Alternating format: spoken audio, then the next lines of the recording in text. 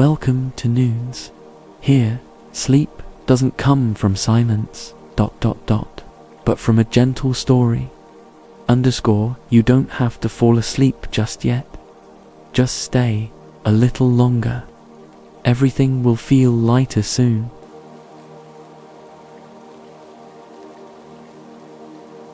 The first thing you hear are the bells. 3 slow, distant chimes that ripple through the air like waves through water. Dong, dong, dong, dong, dot. You sit upright in bed, heart hammering. The world around you is still. No wind, no traffic, no late night sirens. Just the faint scent of salt in the air. Unnatural for a city this far from the coast. You wait, but the bells don't come again. You haven't heard that sound in 15 years. Not since the last summer you spent at Morrenhill. Not since Henry vanished without a trace. When you open your front door that morning, the letter is already there resting, perfectly in the center of your doormat, like it's been placed with reverence. The envelope is a pale sea glass blue. No return address, no stamp, only your name, handwritten in soft ink that seems to blur slightly, as if the paper is breathing. Eleanor. You stare at it for a long time. Then you pick it up, your fingers trembling more than you care to admit. Inside is a single line centered on the page in that same gentle ink. Come back to the lighthouse. He's still waiting. You stand frozen in the hallway, the letter shaking in your hands. There's no name, no signature, but you know exactly who it means, and exactly where it wants you to go. You had buried Morrenhill with everything else, with your mother's ashes, with your sister's notebooks, with the version of you that still believed in things like happy endings. Morrenhill wasn't just a coastal village. It was a memory preserved in amber, too beautiful to revisit, too fragile to hold. But Henry, he belonged to that place. He belonged to a summer that never quite let go. You were 17, and the sea was the only thing that made sense. He found you on the cliffs one morning, crying for no reason you could name. He didn't speak right. A wage stood beside you, watching the waves. Then he said, almost like a sigh, "This is where time forgets us." You hadn't known what he meant. You followed him anyway. To the lighthouse, up the spiraling steps, into the lantern room that smelled like rust and salt and eternity. You carved your names into the wood beneath the window. You kissed once, only once, but it was enough to echo through the years. And then one day, he was gone. No goodbye, no answers, just the lighthouse, and the silence it left behind. You drive back in silence. The road to Morrenhill narrows the closer you get to the sea. Trees crowd the edges like they're trying to hold you back. The sky grows heavier, turning the color of tarnished silver. When the ocean finally appears, it's calm to calm, and then you see it, rising from the fog like a relic of another life. The Morrenhill lighthouse. It looks exactly the same, a little more weathered, perhaps, a little more forgotten, but still standing, still waiting. The house next to the tower sags slightly under its own weight. Shutters hang crooked, paint peels, but the windows glow from within. You follow the path up the cliffside, lined with sea lavender that wasn't there before. You raise your hand to knock, but the door opens before you touch it. A woman stands there. She's not what you expect. Not old, but not quite young. Her grey hair is braided into a crown, and her eyes are the color of ash and lightning. "I thought it might be you," she says, stepping aside. Her voice is soft, but it settles deep in your spine. You walk inside. The cottage smells of cedar and salt. A fire crackles in the hearth.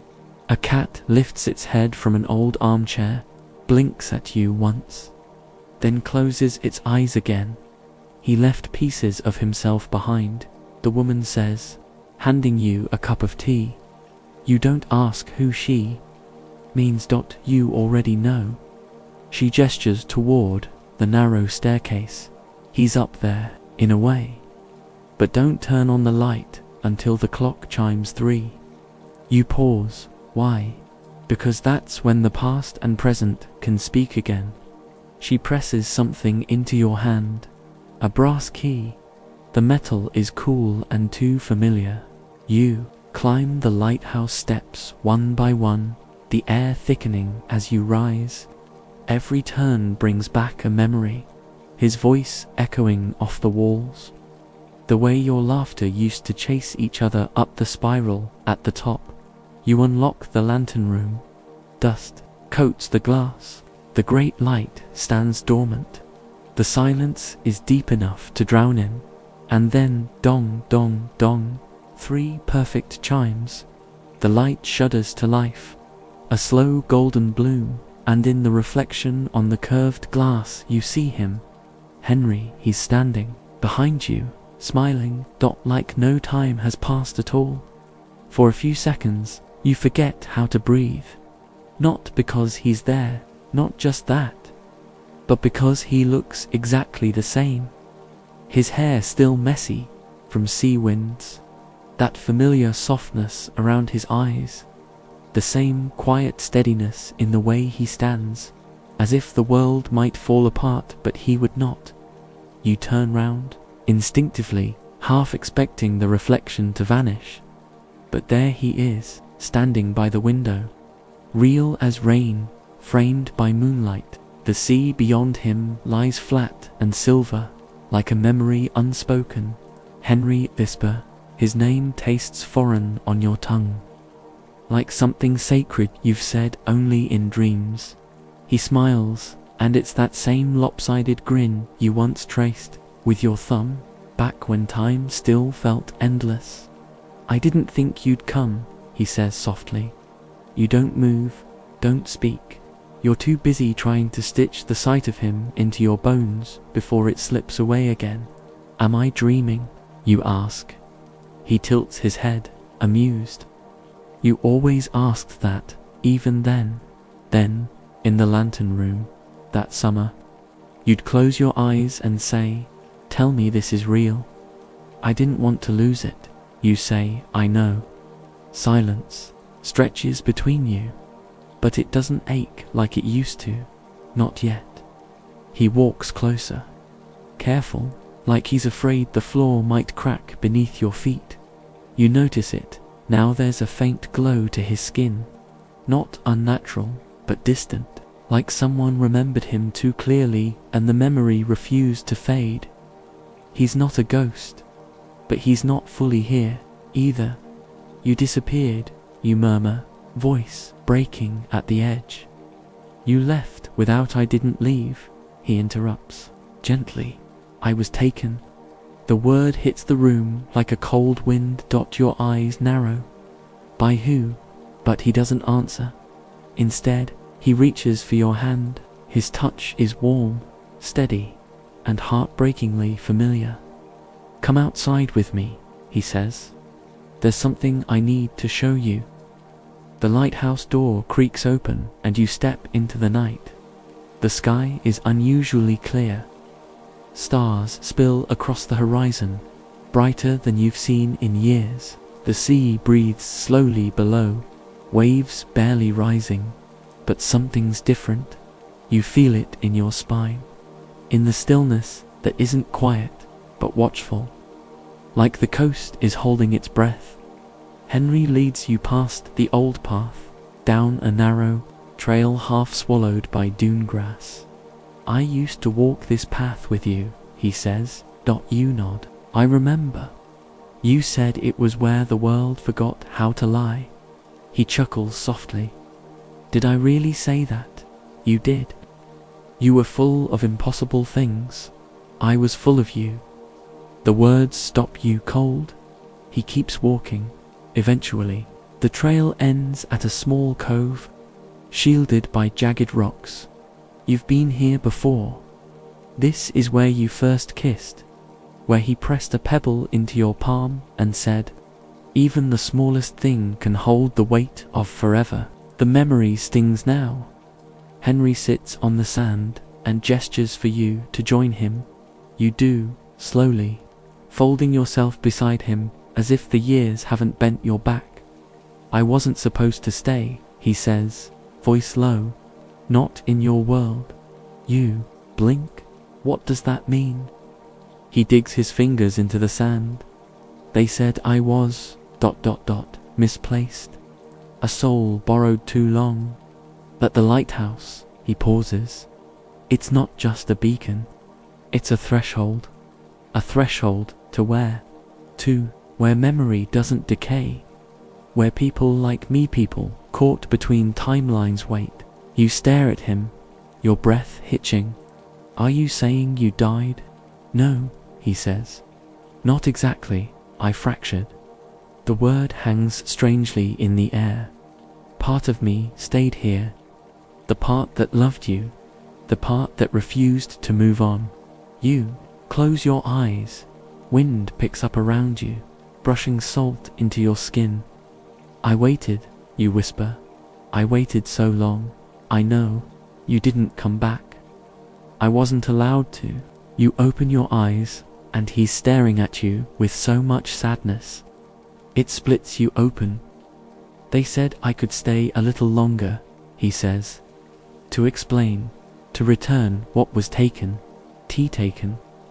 He reaches into his coat and pulls something out, a photograph, folded, worn. It's the picture you lost years ago, the two of you laughing on the lighthouse steps, the sea crashing behind you. You gasp. "I thought I imagined this." He presses it into your hands. You didn't.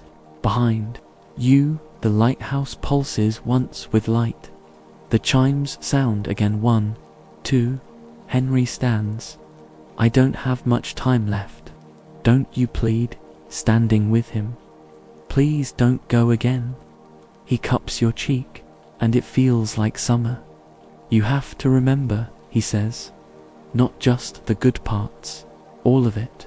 The fear, the pain, the leaving. It's the only way to let me rest. I don't want to forget." You're not forgetting. You're forgiving. The third chime sounds ... and when you open your eyes, he's gone. Only the sea remains, and the sound of the wind, whispering your name. You wake just before dawn. The photograph is still in your hand. You half expected to have disappeared with him. Vanished, like all the other fragments of him you've tried to hold onto, but no, it's here, real, creased and warm from your touch in it. You're 17 again, you and Henry, sitting on the lighthouse steps, wind in your hair, salt on your cheeks. He's laughing, and you're pretending not to notice the way your shoulder leans into his. You remember this day. You remember it too well. It was the last photo ever taken before he vanished, before silence swallowed his name. You trace the faded edge with your thumb. Then you get up. The house is silent, but not empty.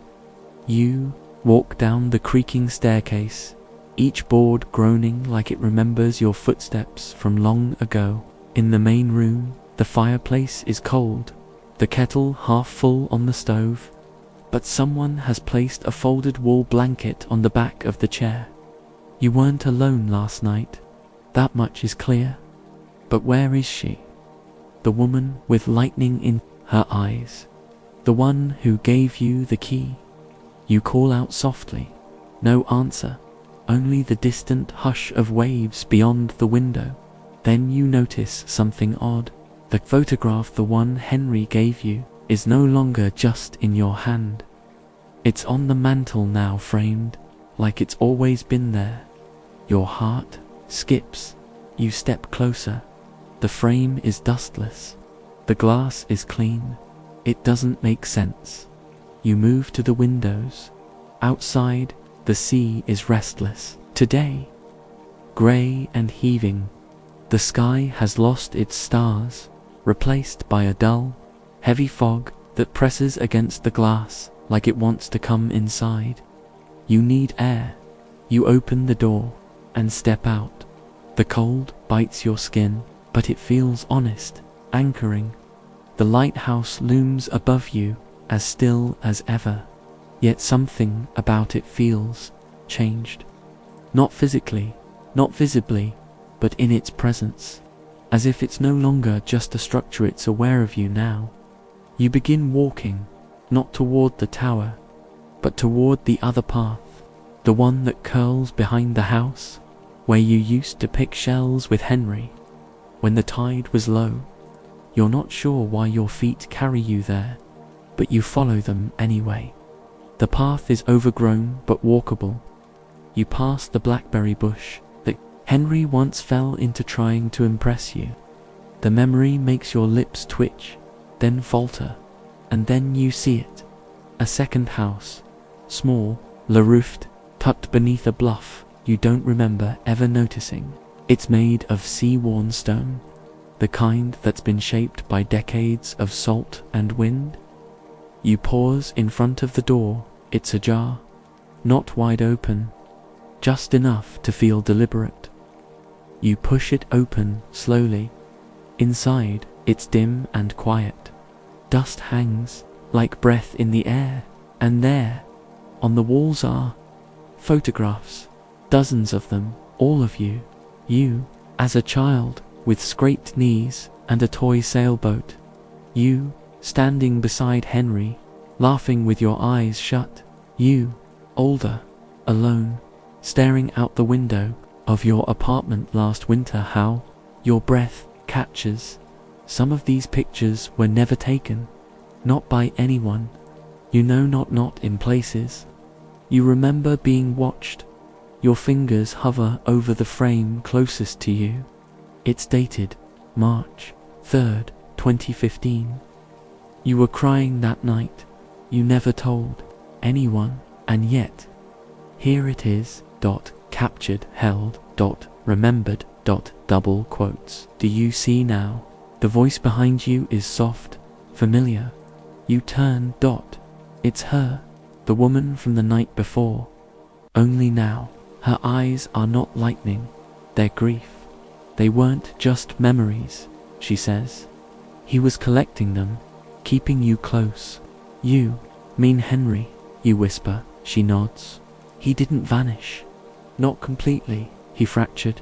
Yes, but part of him stayed in this place, in this time, watching, protecting, until the tide allowed you to return.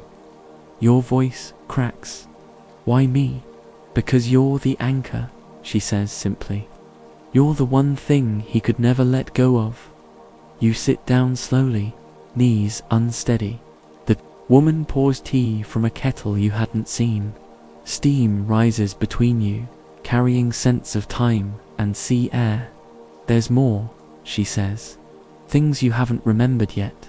Things he buried, to keep you safe. You stare at the wall of photographs. A part of you already knows what she means. There are gaps in your memory, places where the years blur together. Nights you woke crying with no cause. Mornings when you felt someone had just left your side.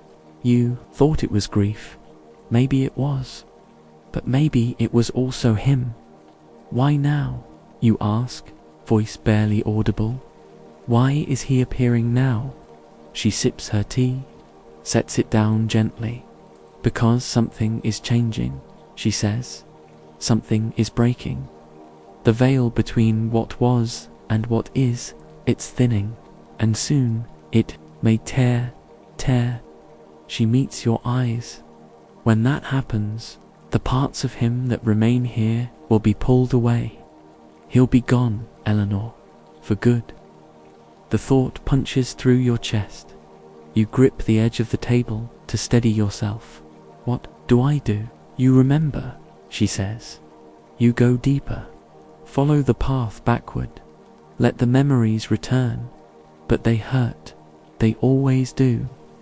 She stands, and just before she turns to leave, she adds, "Tonight, return to the lantern room, but this time bring the photograph." You nod, even though you're not ready. Because some part of you knows this was never about finding Henry again. It was about remembering what it meant to lose him. There's a certain weight to twilight at Morrenhill, as if time itself hesitates before giving in to night. You step into the lantern room, and the air shifts, not colder, exactly, but denser. The smell of sea salt and something older greets you, a scent you hadn't realized you missed until now. The stairs creaked beneath your feet on the way up, the same way they used to all those years ago. Now, standing in the lantern room, you feel a familiar tension coiling inside your chest, as though the walls remember everything that's ever happened here and are waiting to see what you'll do next. He's already there. Henry stands near, the glass back turned, watching the fog roll in over the sea. For a moment, you can't speak.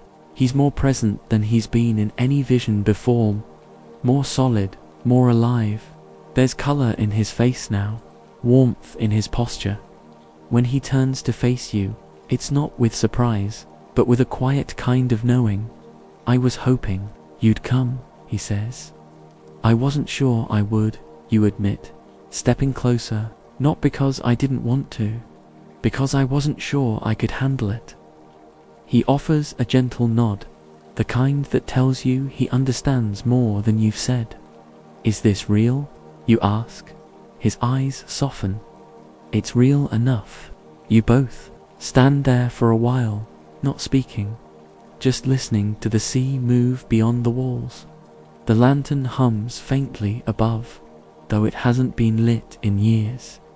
You finally sit, and he joins you. For a long time, neither of you reaches for the truth. It just lingers between you, waiting. You take out the photo, hands slightly trembling, and hand it to him. His fingers graze yours as he accepts it, warm, steady, heartbreakingly familiar. He looks down at the photo, smiling as recognition lights his face. "I remember this," he says. "This was the night you called me a hopeless romantic who couldn't build a fire. You were using wet logs. I thought the smoke would look poetic. I was coughing my lungs out. You rushed over to help, slipped, and fell straight onto me. You laugh softly, cheeks warm, and my lips landed on yours. You finish." He tilts his head, grinning. "You kissed me. I tripped, but you didn't pull away. For at least 3 full seconds. You didn't either, because I thought if I'd ever get to kiss you, it should be when you weren't trying. It felt more honest that way." You fall silent, that memory settling between you like an ember still glowing after all these years. And under this quiet light, Henry looks almost like the boy you once knew. Someone you once loved, maybe never stopped. When the silence returns, it's no longer sharp. It folds around you gently, like the kind of quiet that holds space rather than erases it. "I saw the house," you say, watching his face closely, "the one near the cliffs." He doesn't look away. "The memory house. I wasn't sure it was real." "It's a little of both," he says. "I built it from the pieces I could still hold on to, the fragments of time and love that refused to fade." You tilt your head. "And the photos? I didn't take them in the way you think." "The house, ... It listens. It records. Every time you remembered me, it opened a window. Just enough for a glimpse." Your chest tightens. "So, you've seen me, all these years. Every time you cried for no reason. Every time you stared at the sea too long. Every time you smiled when you didn't know why." You look down, I thought I was losing my mind. You weren't, he says gently. You were remembering. The wind begins to rattle the glass, steady and rhythmic. Henry stands and walks to the lantern, placing a hand on its side. He doesn't turn around when he speaks again. There's a reason I asked you here now. You follow him, heart picking up pace, because time's running out. You guess, because time is thinning, he corrects. The space between our worlds is fragile tonight. If we don't finish this now, we may not get another chance. You glance at the lantern. It's a doorway. It always was. You inhale sharply, then let me come with you. He turns, eyes filled with quiet sorrow. You can't. Why not? Because you belong to the world that still moves forward. I belong to the one that looks back. You shake your head. I don't care. I've been stuck in the past for 15 years, Henry. But you've survived, he says, his voice almost breaking. You've lived, even in grief. You've kept moving. And that's something I couldn't do. You feel the truth of it land in your chest. What happens if I cross over? You ask. You'll fade, he says. Not all at once, but little by little, you'll become memory instead of presence. He reaches for your hand. I don't want that for you. I'd rather vanish alone than watch you disappear trying to follow me. Your throat tightens. Then what do I do? Let the pain end here. Let it stop defining you. You take a breath that trembles on the way out, and I'll be free, he says. If you let me go, I'll stop being trapped between what was and what never will be again. You nod slowly, not because it's easy, but because something in you finally understands. Outside, the fog pulses with the sound of the sea from far off. A bell tolls once, then again, then a third time. Henry closes his eyes. It's time. He steps back from the lantern and gestures for you to approach. You hesitate, but only briefly. Before placing your hand on the switch, he watches you with a softness that nearly breaks you. You flick the switch. The lantern blazes to life. Light surges through the room, gold and endless. It pours through the windows, into the fog, into the sky. It floods every dark corner you've carried inside you. When you turn, he's almost gone, but not completely. He smiles, one last time. You were always the light, Eleanor, he says. You just forgot how to shine. And then he's gone. The room is silent, but you are not empty. Not anymore. The lantern's glow fades slowly, like the memory of a melody that once played loud in your chest. You stand motionless, hand still resting on the switch. A part of you thinks, if you let go too quickly, the world might spin off its axis, but he's already gone. No dramatic farewell, no final words, just a quiet departure, a soft unraveling of something that once anchored you. What remains is warmth in the air, not from the light, but from the space where he had stood. You feel it like breath on your cheek, faint, familiar, already vanishing, and still, you don't cry. Not because the ache isn't there, but because something inside you feels lighter, as if the weight you've carried for 15 years has shifted, not lifted completely, but loosened, like a knot finally giving way. You step back from the lantern. The room hums quietly, filled not with silence, but with pause. The kind of silence that feels full, reverent. You take the stairs down slowly, your footfalls soft against the old wood, as if the tower itself is holding its breath with you. Outside, the fog hasn't cleared, but something in it has changed. It no longer feels suffocating. It feels like permission. like the world saying, "You can return now. You've done what you needed to do."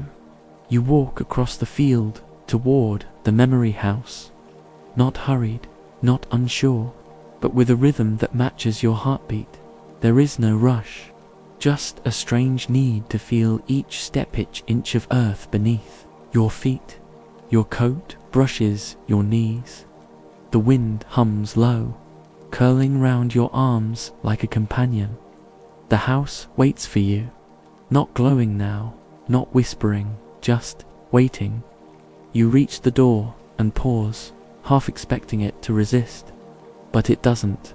It swings open gently, like it knows who you are. Inside, the world has stilled. The hum of shifting memories is gone. The shimmer in the air has settled. Everything is real and grounded, a quiet place for things to rest. The table still holds 2 teacups. The chair where Henry sat remains slightly pulled back. The photograph of the two of you still leans against the lamp, but it no longer shifts. No more flickering of movement.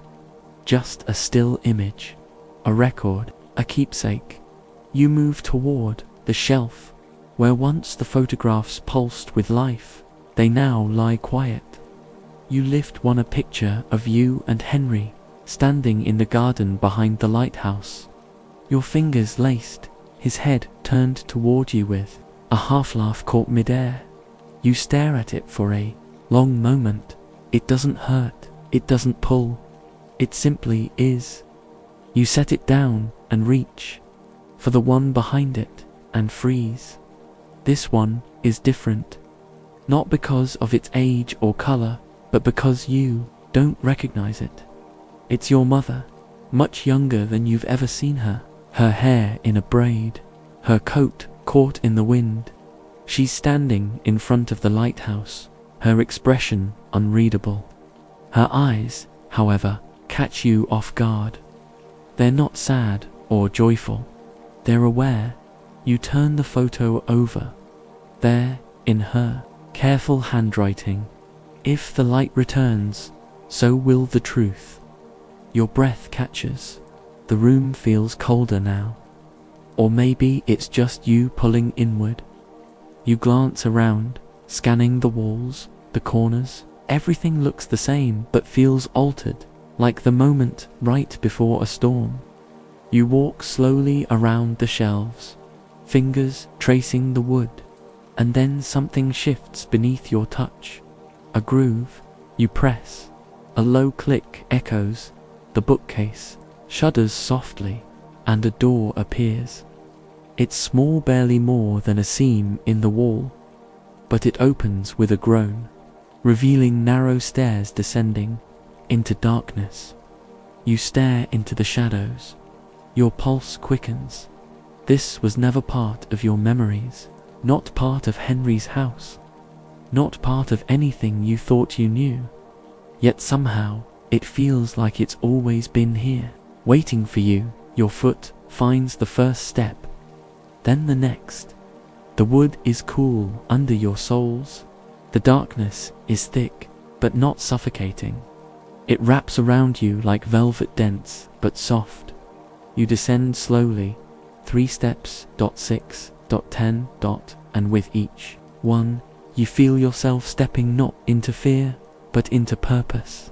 You don't know what waits below, but for the first time, you're not searching for Henry. You're searching for answers, for the truth your mother hid, for the part of your story you never dared to question.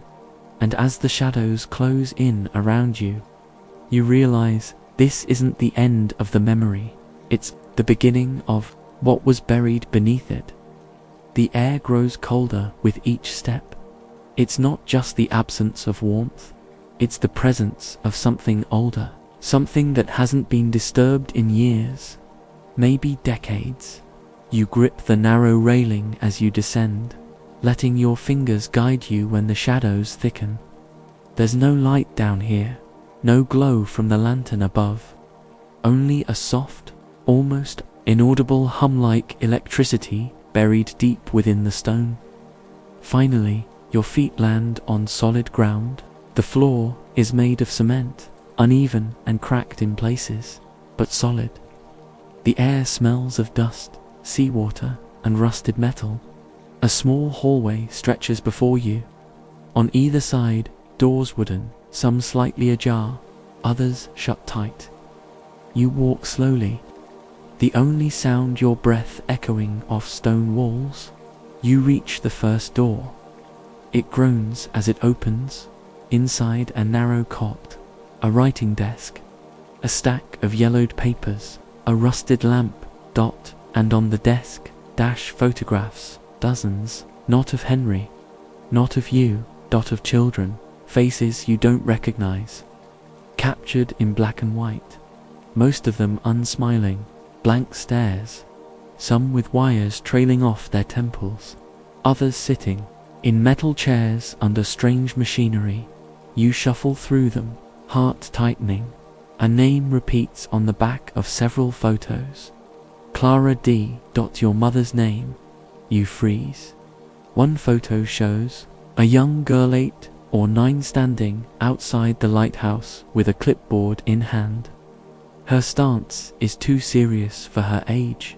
Behind her, the cliffside, and farther back, a row of black vehicles, parked in a semicircle. You remember none of this. You never even knew this room existed. The next door opens into what looks like a records room. Filing cabinets line every wall, some half open. The folders are labeled by year: 1980, 1981, 1982. You pull one from 1984. Inside, reports, data logs, handwritten notes in your mother's familiar script. The top page reads, Subject 12, HM condition, stable, memory threshold reached. Recommend containment. Suggest long-term observational isolation. Your hands shake. You read the initials again, HM Henry. The next file is marked Observation Log, Clara D. You open it. The entries are short, clinical, cold, note. Patient exhibits strong empathic responses. Unable to disconnect emotionally from Subject 12. Emotional compromise predicted. Reassignment advised. You step back, heart hammering. It doesn't make sense. Your mother worked here. She experimented on Henry. You turn and look around the room, as if the shadows might offer an explanation. But all they do is press closer. You sink onto a stool. For years, you thought your mother was distant because of grief, because of her own pain. You never imagined she had once been part of something this. A hum pulses again, low and steady. It's coming from farther down the hallway. You rise, follow it. The last door is different. Metal, heavy. A keypad beside it, dusty, unused, but as your hand hovers near it, the panel lights up. A soft beep, then another. A green light. Click. The door swings open, and you step into a room that doesn't belong to any world you know. White walls, fluorescent lights flickering overhead. Screens lining the far wall, black now, but built into the stone like they were always meant to be there. In the center, a chair, worn leather, restraints dangling loosely from its arms. The room hums with memory. Not yours, but someone's. You walk slowly to the chair. On the console beside it, a folder. You open it. Inside, sketches, brain scans, emotional mapping charts, and one line written in bold at the top. Prototype, memory compression interface. Primary subject, Henry Morgan. Initiated by Clara Delaney, your mother. You lower the folder. For a moment, your breath catches in your throat. Henry was part of something bigger, something controlled, watched, designed. And your mother was the one who began it all. You don't sit in the chair. You can't. Something about it, about the dried leather, the faint indentation where a body once leaned for hours, makes your skin pull tight. You stand in silence, folder still in hand, while the truth reconfigures itself inside you. Henry wasn't just lost. He was taken, not by accident, not by fate, by your mother. You closed the folder slowly, careful not to crumple its edges. You place it back on the table and glance once more at the dim screens along the wall. They remain dark, but you can almost hear them, echoes of things recorded, measured, extracted. You wonder how much of him remains locked in their circuits. How much of your memory had been curated or rewritten. Your fingers brush against a locked drawer below the console. With a click, it gives way. Inside, a cassette tape, unlabeled, and a notebook. This one is different. It's not the cold observation log you saw earlier.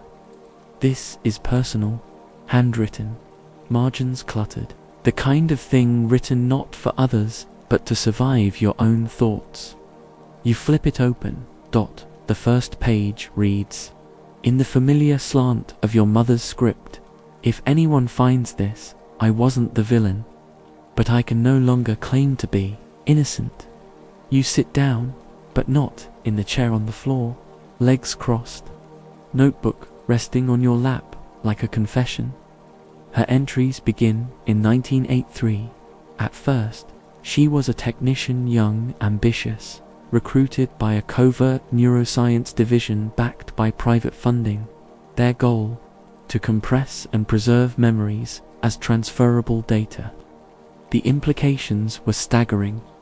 Learning through implantation, trauma erased in seconds, entire lifetimes replayed like old films, and their prototype. Henry, you turn the page. He was 5 when they brought him in, orphaned, bright, too bright. They said he was perfect, an empty canvas. But no one asked what it would cost him. You swallow. The images come unbidden. Henry laughing under the lighthouse. Henry singing in the kitchen. Henry holding your hand like he never wanted to let go. A boy made of warmth and soft mischief. And now you wonder how much of that was ever truly his. Your mother's words grow shakier in later pages. I saw what it did to them, not just Henry, the others too. Some began forgetting their own names. Some remembered lives that weren't theirs. We weren't preserving anything, we were distorting. But they didn't want to stop. You pause there. Your pulse slows, like your heart is trying to process what your mind already knows. This wasn't a failed project. It was a controlled operation. The memory house wasn't a refuge. It was a lab, and Henry, he wasn't hiding in dreams. He was hiding from what they did to him. You flip to the final page. It's dated 15 years ago, the day Eleanor found the lighthouse. I broke protocol. I disabled the system, hid the access logs. I couldn't let them use her too. Your throat tightens. You were 12. You thought your mother took you away from the coast because of your father's death, because she couldn't bear the memories. But it wasn't the memories she feared. It was the people chasing them. She had shielded you not from grief, but from legacy. I tried to make her forget. Just enough. Just the lighthouse. But you can't erase what anchors the soul. That's what Henry taught me. You stare at the words. Your mother was the architect of his pain, but also the one who tried to end it. You lean back, eyes on the ceiling, suddenly understanding her silence all those years. Her distance wasn't neglected, was guilt, measured, endured, hidden. And when Henry slipped through the cracks, when the system broke, she let you find him again. Not by accident, by design. There's only one unanswered question now. If the project was shut down, why is this place still running? Why was the door still sealed? And more importantly, who else knew? You rise. Pick up the tape. You'll need to find something to play it on. Because this isn't over. The cassette clicks into the old stereo like it was made for this moment. You found it tucked in the back of the storage closet upstairs, a dusty player, still intact, barely functional. The moment you press play, the soft whir of the tape rolling sounds almost too loud in the quiets. Then, her voice, clear, unapologetic, double quotes, "If you're hearing this, I'm likely gone. I left this recording not for forgiveness, but so you'll know what he did." You sit on the floor again, notebook beside you, as the woman you called mother begins to unravel the final layer. His name was Nathaniel Morgan. You knew him as your father. But before he was mine, he was theirs. You don't breathe, can single quotes, toward Nathaniel Morgan, the quiet man in the photographs. The one who built you wooden puzzles and taught you to ride a bike. You'd memorized the lines on his face even after he passed. And yet, you'd never known what he was before he became a father. They called him the archivist. He developed the memory extraction protocol. Not for healing, not for learning, for control. Your hands clench in your lap. He didn't want to erase memories. He wanted to overwrite them. Turn people into vessels, clean slates, to carry others' truths. He believed pain was inefficient, that love made people weak. He wanted to reprogram the human mind to eliminate both. The words hit like slow burns. You imagine your father not as a man holding your hand, but as a man holding a scalpel to someone else's thoughts. I joined the project late, naive, hopeful, and then I met Henry. You can hear her pause on the tape, a faint breath, maybe shame. He was supposed to be a subject, but he became more than that. I saw the cracks in the system through his eyes. She recounts how Henry began forgetting who he was, how flashes of other people's memories bled into his dreams. Sometimes he spoke in voices not his own. Sometimes he cried over lives he never lived, and yet he smiled when he saw her. Your father called it data seepage. I called it a child breaking. You close your eyes. This is no longer theory, no longer a metaphor. This is what they did, what your father did. When I told him I was pregnant, he demanded I terminate, said children would compromise protocol. I refused. That was the day I closed the door. You don't need her to explain further. You understand now. She faked a transfer, shut down her terminal, removed you from the coast, let the lighthouse rot. She thought she had buried it all. But memory true, memory does not decay. Eleanor, if you're hearing this, it means the system reactivated, and that means he's alive. You sit upright, your heart stutters. Your father survived the shutdown. I saw the signature last year an echo in the data stream. He's been restoring the archive. Slowly, quietly. He'll come for the lighthouse, for what's left in Henry. You grip the sides of the stereo. He's not dead. Your father is alive, and worse, he never stopped. Henry may not remember everything, but parts of him do.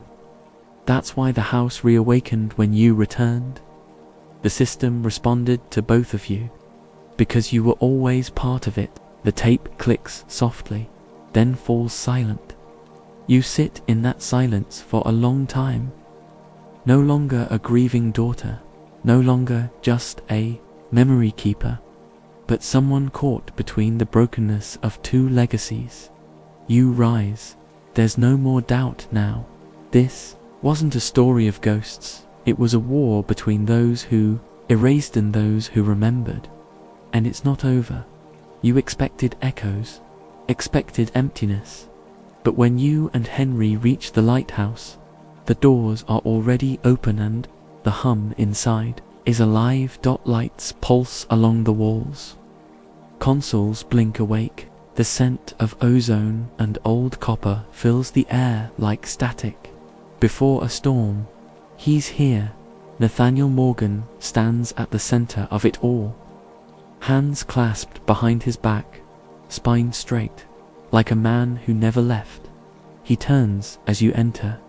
"I was wondering when you'd arrive," he says. His voice cuts through the hum, low, clear, disturbingly calm. Henry steps beside you, silent, watching. You speak first. "How long have you been back?" Nathaniel's lips lift slightly. "Long enough to rebuild what your mother tried to destroy." You flinch at the word destroy. "She saved us." You say no. "She broke protocol. She let sentiment cripple progress." He steps closer, eyes locking onto yours. "Do you think the world gets better by remembering pain?" "Yes," you snap, "because pain teaches us, and love saves us." You erased both. "I refined them," he corrects. "Filtered out chaos." Clara never understood that, and neither do you. Henry speaks. "You used me." Nathaniel turns. "You were chosen. I was a child. You were a vessel." The air shifts. The tension thickens. Your hand tightens around the notebook in your coat. "We found everything. The records, the files, the tape." She told the truth. Nathaniel doesn't blink. "She gave you a fairy tale. I offer evolution." You step closer to the console. He notices. "Careful," he says. "This system is fragile. One wrong command and you could damage more than just code. Maybe it's time it breaks," you whisper. Something changes in his eyes then, a flash of steel behind the mask. "I can't let you do that," he says quietly, and suddenly he moves fast, too fast for his age. He slams his hand down on the side panel. Alarms blare. Red lights flare across the room. Behind you, the exit locks. With a mechanical hiss, Henry grabs your arm. "Don't panic," he mutters. Your father's voice rises over the sirens. "You think you're here to save someone, but what happens when the memories you carry destroy you? Do you even know which ones are yours anymore, Eleanor?" You shout back, "Better to feel all of them than nothing at all." He strides toward you, furious now. "I built this place to cleanse humanity.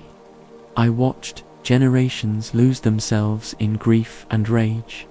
I gave them silence and you call that cruelty. You stole who they were. You don't get to decide what they should keep, and neither do you. You say." Then Henry steps forward, his voice low, shaking, but firm. "You made me forget her." Nathaniel freezes. "You erased Clara from my mind. You said she was a variable, a weakness, but she was my anchor." Something flickers across Nathaniel's face. Not regret, something sharper. Inconvenient memory. "She begged me to stop," Henry continues. "I thought I forgot because I was broken, but you broke me." Nathaniel's jaw clenches. "You would have died from the overload." "Maybe, but at least I'd have been me." Silence, then your move. You pull the notebook from your coat and toss it onto the terminal. "Read it." You tell him. "All of it. Then tell me you were right." He doesn't, because he doesn't need to. He knows. Still, he moves to the console, not to read but to lock it again. You step in front of him, his hand freezes midair. You look at him, and for the first time, not as a daughter, but as a barrier. "Enough," you say. He lowers his hand, and for a moment, something inside him wavers. Then he lunges. Henry tackles him first. They crash against the wall, console screens flickering. You scramble to the control panel, your fingers shake. Code scrolls across the screen. The system resists. It's been fortified. Behind you. Grunts and impact. You override the first lock. More sirens. Nathaniel throws Henry off and reaches for the terminal. You intercept him. "Don't make me stop you," he growls. You hold his gaze. You already did, years ago, and with one final keystroke, system core deactivated. The lights die, everything stops. Your father sinks to the floor, winded, defeated. Not because he was overpowered, but because you chose to remember. You and Henry help each other up. The silence now is not empty. It's earned outside. The sea wind waits, and for the first time the lighthouse is no longer a prison of memory, it's just a building. The sea is quieter now. The lighthouse stands behind you, not pulsing, not watching, just still. For the first time in your life, it is nothing more than a structure of stone and glass and rusted iron, not a vault, not a prison. Henry is beside you. His jacket is torn. There's a scrape above his brow, but there's something in his eyes you've never seen before. Peace. For a long while, neither of you speaks. The wind moves through the tall grass. The sky bleeds open in streaks of orange and gold, the kind of light that only happens at the end of something. Finally, he breaks the silence. "So, that's it." You nod. "I think so. No more resets. No more stolen dreams. No more pretending we're someone else." Henry exhales slowly. "Good." The two of you walk toward the bluff, toward the cliff where the land meets the sea, where once upon a time you thought your mother had disappeared. You sit on the bench that hasn't rusted through, and he pulls something from his pocket. The locket, Clara's highest. He places it in your hand. "I remembered this," he says. "After you turned off the system, you open it. Inside is a photo. Faded, almost blurred with time, but still recognizable. It's you and him in the garden behind the old house, laughing before everything fractured, before forgetting she kept it." You whisper. "She never gave up on us," Henry says, and for a moment you let that truth settle. Let it warm the spaces inside you that had long gone cold. Later, you return to the house. The files are gone now, wiped when the core shut down. What remains are paper fragments, drawings, letters, small things that no longer serve any purpose but memory. You place them in a box, not to bury, not to hide, just to have. Henry sits at the table, flipping through Clara's notebook. Not for answers, just to hear her voice, in the way she wrote. "You think people can really live without forgetting?" he asks. You consider. Maybe not everything needs to be remembered forever, but the things that matter, yes. We can carry them. He closes the notebook gently. You ask, "What will you do now?" He looks up. "I want to live somewhere quiet. Maybe a bookstore. Maybe a little place by the sea. Somewhere where I choose what goes in my mind." You smile. You deserve that. Then he reaches into his coat one last time and hands you a small envelope. "What's this?" "I found it under the floorboards," he says. "Before we shut it all down." You open it. Inside is a letter from Clara. You read silently. Her handwriting, familiar loops with love and urgency. "To my children, if you find this, it means you remembered enough to come back. That means I didn't fail you. I chose to hide you from each other, not because I didn't love you, but because I loved you too much to let him use your bond as fuel for his system. I'm sorry I didn't protect you better, but you made it here. and that means you are stronger than I ever was. Live, my darlings. Remember what matters. Forget what doesn't. And if you must carry anything, let it be each other. You can't breathe for a moment, and when you finally look at Henry again, he's smiling but his eyes glisten. He nods once. I think she'd be proud. You say yeah, he whispers. I think so too. The next morning, you leave the lighthouse behind, no fanfare, no fire. Just the sound of the waves saying goodbye.